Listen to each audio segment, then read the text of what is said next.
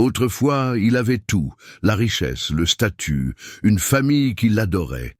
Mais quand l'addiction l'a emporté, sa vie entière a volé en éclats.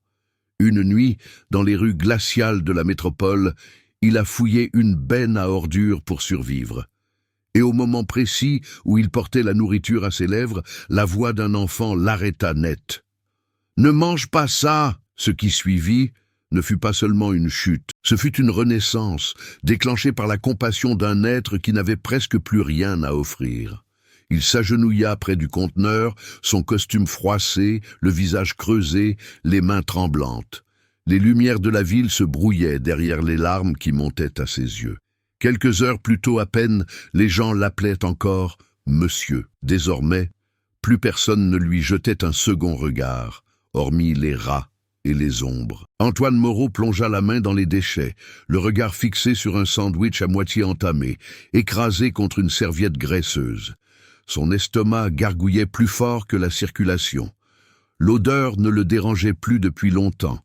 Il s'apprêtait à mordre dedans quand une voix transperça l'obscurité. « Ne mange pas ça !» Il se figea. La voix était fluette mais pressante. Un garçon. Peut-être 9 ans, peut-être moins. Debout à quelques mètres, les bras croisés, pieds nus sur le pavé froid. Antoine le dévisagea, abasourdi. « Tu vas tomber malade !» ajouta le garçon, plus doucement cette fois. Il s'approcha, sortit un morceau de pain rassis de sa propre poche et le lui tendit. « Prends plutôt ça !» La main d'Antoine tremblait en acceptant ce cadeau. Quelque chose se brisa en lui.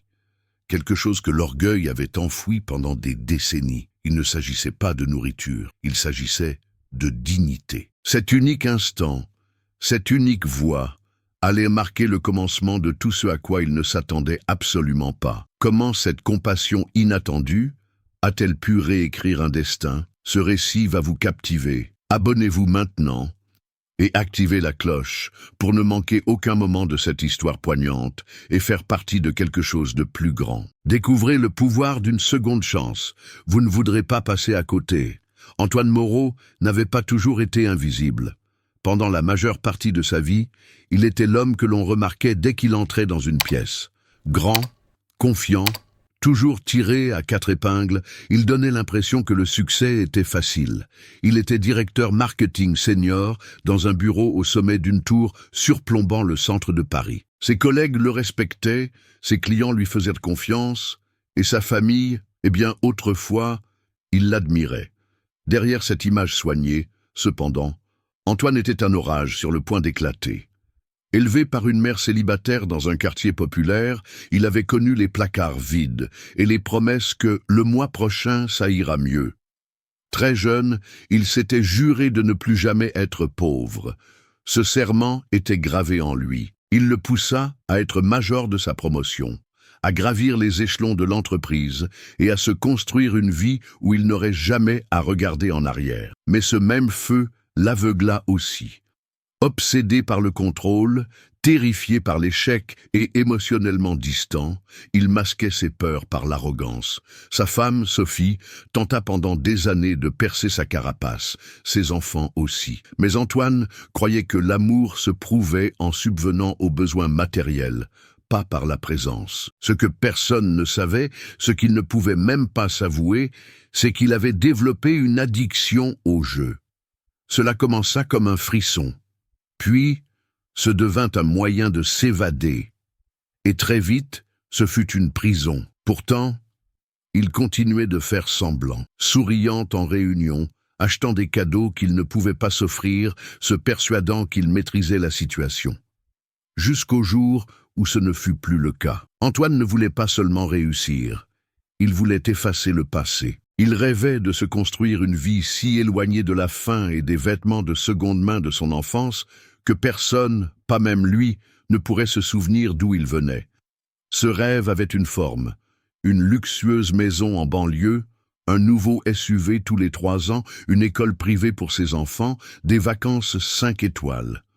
Mais plus que les choses matérielles, Antoine aspirait à quelque chose qu'il ne parvenait jamais vraiment à nommer. Peut-être était-ce le respect. Peut-être était-ce de se sentir enfin en sécurité. Il travaillait sans relâche, courant après chaque promotion comme un homme traqué.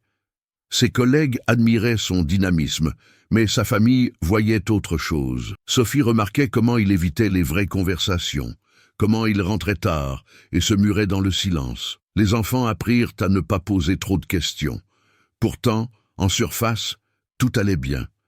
Ses réseaux sociaux dépeignaient une image parfaite. Antoine postant des photos à des galas, sa famille souriant devant des chalets de ski. Il était celui que les gens enviaient, celui qui avait réussi. Le jeu commença modestement. Quelques paris sportifs entre amis, puis des soirées poker, puis des applications de paris en ligne qui promettaient des gains instantanés. Il ne s'agissait pas de l'argent, il s'agissait de l'euphorie, de se sentir maître de quelque chose quand tout le reste semblait vide. Il se disait que c'était juste pour décompresser, que tout le monde avait un vice, mais bientôt, il transférait de l'argent entre ses comptes, sautait des mensualités de prêts, mentait à Sophie. Il lui devint plus difficile de se concentrer sur son travail. Il commença à manquer des échéances, à s'énerver contre ses collègues. Pourtant, il se persuadait que c'était temporaire. Tout ce dont il avait besoin, c'était d'un gros gain, un coup de chance, un miracle. Car dans son esprit, le rêve n'était pas brisé. Il était juste reporté. Et il ferait n'importe quoi, pour maintenir l'illusion en vie. L'illusion vola en éclats un mardi. Antoine avait viré près de 15 000 € du compte de son entreprise pour couvrir une perte de pari massive du week-end. Il prévoyait de les rembourser avant que quiconque ne s'en aperçoive, juste une solution temporaire, se disait-il. Mais le service financier repéra l'irrégularité en quelques heures. Le mercredi, il était assis en face de son patron, Monsieur Dubois, dans un bureau aseptisé qui ressemblait soudain à une salle d'audience. « Nous vous faisions confiance », dit Monsieur Dubois, la voix basse mais cinglante. « C'est terminé pour vous ici. » Le responsable des ressources humaines regarda en silence Antoine signer les papiers de licenciement. Pas d'indemnité, pas de lettre de recommandation. Juste un carton pour ses affaires et un agent de sécurité pour l'escorter hors du bâtiment. Il ne rentra pas chez lui. Au lieu de cela, il erra dans les rues pendant des heures, essayant de répéter ce qu'il dirait à Sophie. Comment pourrait-il expliquer les mensonges, l'argent manquant, les risques qu'il avait pris avec leur avenir? Quand il franchit enfin la porte ce soir-là, Sophie ne cria pas, elle ne pleura pas. Elle le regarda fixement et dit « Je savais que quelque chose n'allait pas. Je ne savais juste pas à quel point c'était grave. Dans les jours qui suivirent, tout s'effondra. Sophie partit avec les enfants. Les créanciers commencèrent à appeler. Les amis cessèrent de répondre. Daniel, son ami le plus proche depuis l'université, bloqua son numéro. La maison fut saisie en moins de 3 mois. Ses économies avaient disparu. Chaque candidature d'emploi ne menait nulle part. La nouvelle de son licenciement s'était répandue, et personne ne voulait d'un cadre en disgrâce avec un dossier de jeu. Antoine squatta des canapés pendant un certain temps. Puis vinrent les foyers. Puis la rue. Chaque jour était plus froid que le précédent.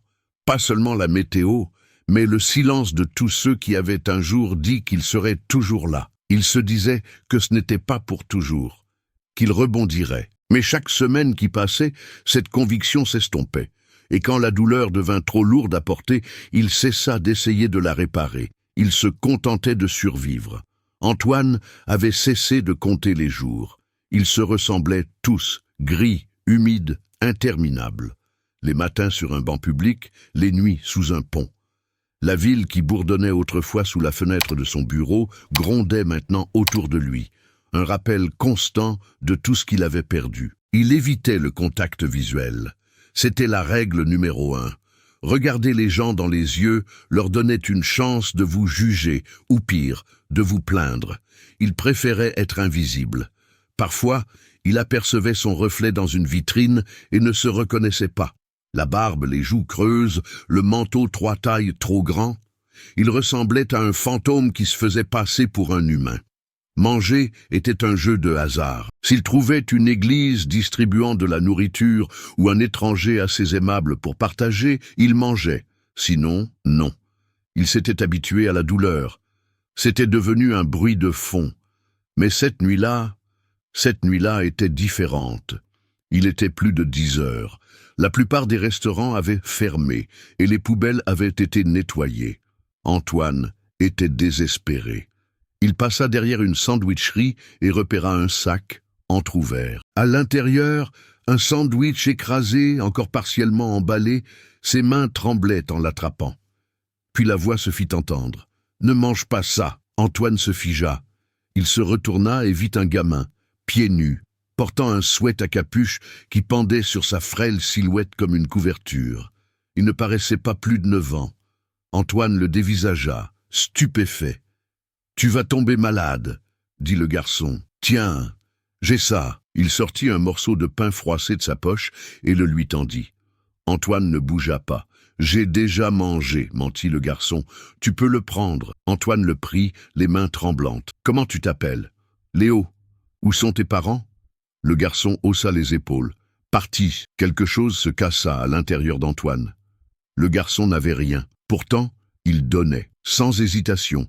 Il se souvint de sa propre enfance. Sa mère sautant des repas pour qu'il puisse manger. La promesse qu'il s'était faite de ne plus jamais avoir faim. Et maintenant, il était là, pire qu'affamé. Il était vide, oublié, seul. Sauf que...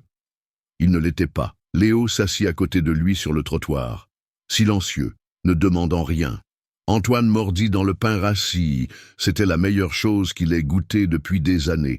Non pas parce que cela remplissait son estomac, mais parce que, pour la première fois depuis une éternité, cela nourrissait quelque chose de plus profond. Des moments comme ceux-ci nous rappellent le pouvoir d'une rencontre, d'un seul mot. Si le parcours d'Antoine jusqu'à présent vous a touché, montrez votre soutien avec un « j'aime ». Et si vous avez vécu ou été témoin d'un acte de compassion transformateur, partagez vos réflexions dans les commentaires. Les histoires nous relient. Ils restèrent assis en silence pendant un moment, Antoine et Léo, deux inconnus liés par quelque chose de plus profond que les mots, la perte, la faim, l'invisibilité. « Où dors-tu » demanda Antoine doucement. « Partout où c'est sec » répondit Léo. « Parfois dans cette ruelle, parfois sous le pont. » Antoine fixait le trottoir. Il pensait avoir touché le fond. Mais voilà qu'un enfant survivait dans les mêmes rues qu'il endurait à peine. Et d'une manière ou d'une autre, le gamin avait encore assez de cœur pour se soucier de quelqu'un d'autre. « Tu me rappelles mon père » dit soudain Léo. Antoine se tourna vers lui, surpris. Lui aussi portait un costume. Il est mort il y a 2 hivers. Il essayait de se désintoxiquer, mais le froid l'a eu avant. Les mots le frappèrent comme un coup de poing à la poitrine. Antoine n'avait jamais rencontré le père de Léo, mais il pouvait le voir, dans son désespoir, dans son épuisement. Et à cet instant, Antoine se vit lui-même, pas seulement l'homme qu'il était, mais l'homme qu'il pourrait devenir s'il restait sur cette voie. « Je ne suis pas prêt à mourir ici », murmura-t-il. Léo ne répondit pas. Il n'en avait pas besoin. Le lendemain matin, Antoine se rendit à un foyer local. On le refoula d'abord, c'était complet. Mais il n'abandonna pas. Il attendit. Il posa des questions. Il trouva un plus petit groupe d'entraide dirigé par un ancien toxicomane nommé Christian. Le voyage d'Antoine ne commença pas par un grand plan. Il commença par du pain rassis et un garçon qui croyait encore que les gens pouvaient être sauvés. Christian ne posa pas trop de questions. Il tendit à Antoine une chemise propre, une brosse à dents, et lui montra un lit de camp au fond du sous-sol du foyer. « Dors, on parlera demain », dit-il. Cette nuit-là, Antoine resta éveillé, entouré d'étrangers, l'odeur de béton humide et de désinfectant épaisse dans l'air. Mais pour la première fois depuis des mois, il n'était pas dehors, il n'avait pas froid, il n'était pas invisible. Le lendemain matin, Christian lui présenta la routine quotidienne du foyer. Corvée, réunion, cours de préparation à l'emploi. Au début, Antoine résista. Il ne pensait pas avoir sa place parmi les autres. Dans son esprit, il était différent. Mais avec le temps, il réalisa la vérité. Il n'était pas spécial, et c'était libérateur. Douleur, honte, addiction, rien de tout cela ne faisait de discrimination. Il commença à arriver tôt pour le petit déjeuner, balayant les sols avant qu'on ne le lui demande. Il écoutait lors des séances de groupe, même quand ça faisait mal. Et lentement, il parla des mensonges, du jeu, de la trahison. Personne ne le jugea. Ils étaient tout passés par là aussi. Il écrivait tous les soirs, des pages de souvenirs, de culpabilité et de gratitude. C'était Léo qui remplissait la plupart de ces pages. Le garçon qui lui avait donné un morceau de pain et avait involontairement ouvert une porte dont il ne pensait plus qu'elle existait. Chaque jour semblait fragile, mais c'était un commencement. Et cette fois, Antoine s'y accrochait des deux mains. La guérison ne fut pas une ligne droite. Certains matins, Antoine se réveillait avec clarté. D'autres, il se réveillait avec la honte agrippée à sa poitrine comme de la fumée. Un après-midi, après un long service à faire la plonge dans un restaurant partenaire du foyer, il passa devant un point de pari sportif. Il s'arrêta. Juste une seconde. La montée d'adrénaline revint instantanément. La promesse, le contrôle, le mensonge. Il entra. Sa main plana au-dessus de son portefeuille. Puis, il l'entendit à nouveau. « Ne mange pas ça !» La voix de Léo, si vive, qu'elle le fit sursauter. Antoine recula du bureau de Paris, le souffle court, la honte montant. Cette nuit-là, il raconta tout à Christian. Christian ne le gronda pas. « On tombe, dit-il. L'astuce, c'est d'apprendre à se relever plus vite chaque fois. » Antoine s'accrocha à ce conseil. Les semaines passèrent, puis les mois. Il eut des rechutes, des crises de panique, des nuits où le silence semblait plus fort que n'importe quelle foule. Mais il continua d'écrire, continua de travailler, continua de se présenter. Et quand le foyer lui demanda s'il accepterait de prendre la parole lors d'un événement public sur la guérison, il dit oui. Son premier discours fut hésitant. Ses mains tremblaient. Mais quand il mentionna le garçon au pain, la salle devint silencieuse. Cette histoire, plus que toute autre chose, leur rappela à tous. Le changement commence par les plus petits actes. L'auditorium était plein, mais Antoine ne voyait qu'un seul visage, Léo. Il était assis au deuxième rang, portant des vêtements propres, un nouveau sac à dos posé sur sa chaise. Ses cheveux étaient coupés. Ses chaussures étaient assorties. Il avait l'air en sécurité. Antoine venait de finir de partager son histoire avec un groupe de lycéens dans le cadre d'un programme de sensibilisation mené par le même foyer qui l'avait autrefois sauvé. Il n'avait pas vu Léo depuis plus d'1 an. Et maintenant, il était là, applaudissant doucement, les yeux brillants. Après la conférence, Antoine descendit de la scène, le cœur battant plus fort qu'il ne l'avait jamais fait dans une salle de conseil. « Tu es bien Miss », dit Léo avec un sourire. Antoine rit, les larmes montant déjà. « Toi, tu es vraiment là. J'ai été placé dans une famille d'accueil, » dit Léo. « Le foyer a aidé. Ils ont dit que quelqu'un parlait tout le temps de moi dans ses discours. » Antoine s'agenouilla à sa hauteur. « Tu m'as sauvé, » murmura-t-il. « Je ne sais pas si tu comprends ce que ce pain a fait, ce que tu as fait. » Léo haussa les épaules. « C'était juste du pain. » « Non, » dit Antoine. C'était tout. Ils se prirent dans les bras. Pas seulement par gratitude ou affection, mais par reconnaissance. Deux vies qui s'étaient croisées à leur point le plus bas, se tenant maintenant dans la lumière. Ce moment changea Antoine à nouveau. Il réalisa que son histoire ne le concernait pas seulement lui. Elle concernait les invisibles, les rejetés, ceux qui passent entre les mailles du filet. Il rentra chez lui ce soir-là et rédigea une déclaration de mission. Pas pour une entreprise, mais pour un avenir. Il l'appellerait le Relais du Pain, une association à but non lucratif dédiée à aider les sans-abri non seulement à survivre, mais à se reconstruire. Conseils, formation professionnelle, mentorat. Et par-dessus tout, la dignité. Antoine ne voulait plus effacer son passé. Il voulait l'honorer. Et Léo, il devint le premier bénévole. Ce qui fait chuter un homme n'est pas toujours la cupidité ou la faiblesse. Parfois, c'est le silence. Parfois, c'est la peur de demander de l'aide. Antoine l'apprit trop tard, mais pas si tard qu'il ne put faire demi-tour. La plus grande leçon qu'il retint ne concernait pas la perte, elle concernait la dignité. La dignité n'est pas quelque chose que l'on gagne par le statut ou la richesse. C'est quelque chose que l'on reconnaît chez les autres, même quand ils ont tout perdu. Surtout alors, il fallut un enfant, sans rien dans les poches, pour rappeler à un homme adulte à quoi ressemble la compassion.